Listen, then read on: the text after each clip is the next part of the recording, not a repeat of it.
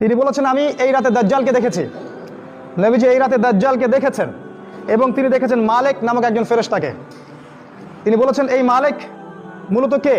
জিবরিল আমিন বলেছেন এই মালিক হচ্ছে জাহান্নামের রক্ষাকারী ফেরেশতা, জাহান্নামের চিফ অফ কমান্ড। তিনি মালিকের কাছে অনুমতি নিয়েছিলেন জাহান্নামের একটু উকি দিয়ে দেখার জন্য। নবীজি বলেছেন আমি উকি দিয়ে দেখেছি জাহান্নামে, সেখানে সবচেয়ে বেশি অধিবাসী হচ্ছে নারী জাতি। জাহান্নামের সবচেয়ে বেশি অধিবাসী হচ্ছে নারী জাতি। তার মানে এই উম্মতে মুহাম্মাদির একটা বড় অংশের মেয়ে জাহান্নামে যাবে, অন্য উম্মতের নয়। এই উম্মতে মুহাম্মাদির একটা বড় অংশের মেয়েরা জাহান্নামে যাবে। অর্থাৎ এই উম্মার মেয়েদের সাথে শেষ জামানায় এমন কিছু হবে যার ফলে মেয়েরা ঈমান ইসলাম পর্দা ধরে রাখতে পারবে না। সেটা কি হচ্ছে সেটা আপনারা বুঝে নেন। আমাদের ব্যাখ্যা সেটা হচ্ছে এখনকার ফেমিনিস্ট রেভলিউশন, যেটা মেয়েদেরকে আর ঘরে রাখতে দেয়নি, মেয়েদেরকে নগ্ন করে রাস্তায় নিয়ে এসেছে। এই সেই রেভলিউশন যেটার কারণে শেষ জামানার বেশিরভাগ মেয়ে জাহান্নামে যাবে ইল্লা মাশাআল্লাহ। এরপরে নবী সাল্লাল্লাহু আলাইহি ওয়াসাল্লাম বলছেন আমি আরও অগ্রগামী হলাম, আমাকে দেখানো হলো এক শ্রেণীর মানুষ, তাদের হাতের নখগুলো হচ্ছে তামা দিয়ে তৈরি হাতের নখগুলো। এই নখ দিয়ে তারা তাদের গাল আঁচড় দিচ্ছে এবং গোশত তুলে খাচ্ছে। আমি জিজ্ঞাসা করলাম ইয়া জিবরিল এরা কারা? জিবরাইল আলাইহিস সালাম বললেন এরা হচ্ছে আপনার উম্মার সেই সব ব্যক্তি যারা গীবত, পরনিন্দা এবং চগলখড়ি করত। আশা করা যায় আমরা এগুলো থেকে শিক্ষা গ্রহণ করবো ইনশাআল্লাহ। অর্থাৎ এই উম্মার, মনে রাখবেন মেরাজের এই শাস্তিগুলো মূলত এই উম্মার জন্যে। অর্থাৎ এই উম্মতের মধ্যে একটা মহামারী থাকবে, গীবতের মহামারী, পরনিন্দার মহামারী এবং অন্যের দোষ চর্চার মহামারী থাকবে এই উম্মার মধ্যে। এই কারণেই বারজাখী জীবনে তাদের এই শাস্তি হবে। তিনি আরও সামনে গেলেন, তাকে দেখানো হলো এক শ্রেণীর মানুষ যাদের সামনে দুইটা প্লেট দেওয়া আছে, দুইটা থালা। একটা থালায় আছে অত্যন্ত সুস্বাদু গোশত, আর একটা থালায় আছে নোংরা দুর্গন্ধযুক্ত গোশত। নবীজি বললেন আমি দেখলাম তারা দুর্গন্ধযুক্ত গোশতগুলো খাচ্ছে, আর যেটা বিশুদ্ধ গোশত সুন্দর সেটা খাচ্ছে না। নবীজি বললেন এরা কারা? জিবরাইল আলাইহিস সালাম বললেন এরা হচ্ছে আপনার উম্মার সেই সব ব্যক্তি যাদের ঘরে স্ত্রী থাকা সত্ত্বেও বাইরে তারা অন্য মেয়ের সাথে যৌন সম্পর্কে লিপ্ত হতো, এবং ঘরে স্বামী থাকা সত্ত্বেও বাইরে পরপুরুষের সাথে যৌন সম্পর্কে লিপ্ত হতো, অর্থাৎ ব্যভিচার করত। অর্থাৎ এই উম্মার মধ্যে আরেকটা মহামারী ছড়াবে, সেটা হলো এই ব্যভিচারের মহামারী, জিনা এবং পরকীয়া ব্যভিচারের।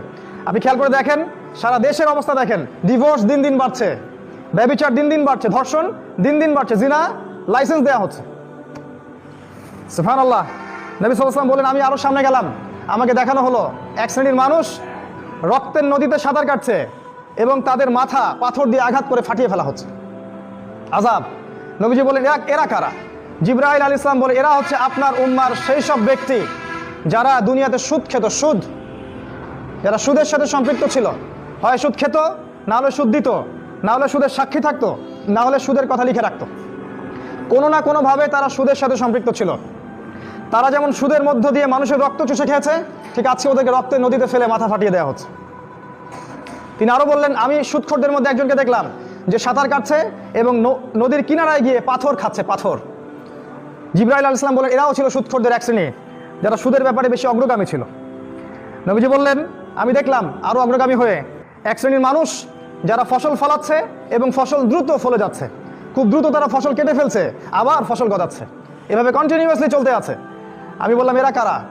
জিবরাইল আলাইহিস সালাম বললেন এরা হচ্ছে আপনার উম্মার সেই সব মুজাহিদ ফি সাবিলিল্লাহ যারা আল্লাহর পথে জিহাদ করেছিল, যাদের নেকি আল্লাহ পাক দিয়েছেন 7 থেকে 700 গুণ পর্যন্ত, 7 থেকে 700 পর্যন্ত, যাদের ফসলের বীজ বোনার সাথে সাথেই তাদের ফসল ফলে যাচ্ছে। আল্লাহ পাক যেন আমাদেরকে তার পথে দাওয়াত এবং জিহাদ অব্যাহত রাখার তৌফিক দান করেন, আল্লাহুম্মা আমিন। নবীজি দেখলেন আরো সামনে গিয়ে এক শ্রেণীর মানুষ শুয়ে আছে, তাদের মাথা পাথর দিয়ে ফাটিয়ে দেওয়া হচ্ছে, মাথার টুকরা টুকরা হয়ে যাচ্ছে এবং পাথরটা দূরে চলে যাচ্ছে। ফেরেশতারা পাথরটা আনতে যাচ্ছেন, এই সময়ের মধ্যে মাথাটা আবার জোড়া লেগে যাচ্ছে। নবীজি বললেন এই শাস্তি কি জন্যে? ফেরেশতারা বললেন এই শাস্তি হচ্ছে এই কারণে তারা ফরজ নামাজে অবহেলা করত, নামাজ না পড়ে ঘুমিয়ে থাকতো। তারা ফরজ সালাতে অবহেলা করত এবং নামাজ না পড়ে ঘুমিয়ে থাকতো, এই জন্য তাদেরকে এই শাস্তি দেওয়া হচ্ছে।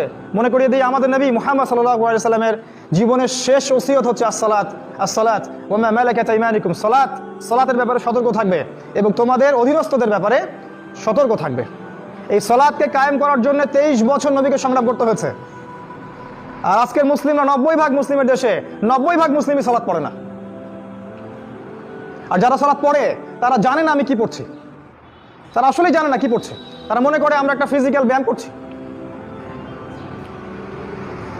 হাজারে আমার মনে হয় 10টা মানুষ পাওয়া যাবে না যারা সলাতের A to Z অর্থ বলতে পারবে, সে আল্লাহর সাথে কি বলছে এটা অর্থ বলতে পারবে। সতর্ক হয়ে যায়, আল্লাহ পাক তৌফিক দান করুন। নবী সাল্লাল্লাহু আলাইহি ওয়াসাল্লাম আরও বলেন, আরও সামনে গেলাম, দেখানো হলো যে এক শ্রেণীর নগ্ন মানুষ, আমরা যেটাকে বলি আন্ডারওয়্যার পরে আছে, এবং তাদেরকে জারি এবং জাক্কুম নামক দুইটা খাবার দেওয়া হয়েছে।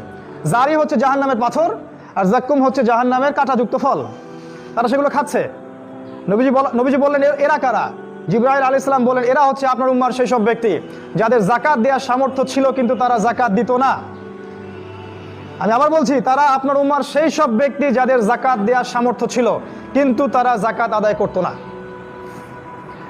নবী সাল্লাল্লাহু আলাইহি সাল্লাম দেখলেন আরও এক শ্রেণীর মানুষ যারা লাকড়ি জড়ো করছে, কাঠের লাকড়ি, অনেকগুলো লাকড়ি জড়ো করছে কিন্তু তারা বোঝা বহন করতে পারছে না।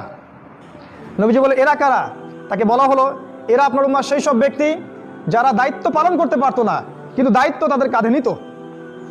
পলিটিক্যাল নেতারা সতর্ক হয়ে যান, যারা দায়িত্ব পালন করতে পারতো না কিন্তু দায়িত্ব তাদের কাঁধে জোর করে নিত, চেয়ে নিত দায়িত্ব, আমাকে দায়িত্ব দাও, আমি যোগ্য, কিন্তু দায়িত্ব তারা পালন করতে পারতো না। এই শাস্তি হবে পরকালে। নবীজি দেখলেন এক শ্রেণীর মানুষের জিহ্বা আগুনের কেচি দিয়ে কেটে দেওয়া হচ্ছে এবং জিহ্বার বাকি অংশ টেনে পিঠের পিছনে পেরেক দিয়ে লাগিয়ে দেওয়া হচ্ছে। নবীজি বলেন, এরা কারা? সাল্লাল্লাহু আলাইহি ওয়াসাল্লাম তাকে বলা হলো, এরা আপনার উম্মার বক্তা, এরা আপনার উম্মার দায়ী এবং বক্তা, আলেম, কারি এবং হাফেজ, যারা মানুষকে খুব সুন্দর সুন্দর দিনের নসিহত করতো কিন্তু তারা নিজেরাই সে আমল করতো না। নাউযুবিল্লাহি মিন যালিক। আল্লাহ পাক বলেছেন, লিমা তাকুলুনা মা লা তাফআলুন, তোমরা এমন কথা কেন বলো যেই কাজ তোমরা নিজে করো না। আজকের এই উম্মার, আমাদের এই জাতির সবচেয়ে বড় সমস্যা, আমরা এমন এক শ্রেণীর ওলামায়ে কেরাম তৈরি করতে পারে নাই যারা কথা এবং কাজে মিল আছে। কথা এবং কাজে 100% মিল থাকলেই সে আলেম।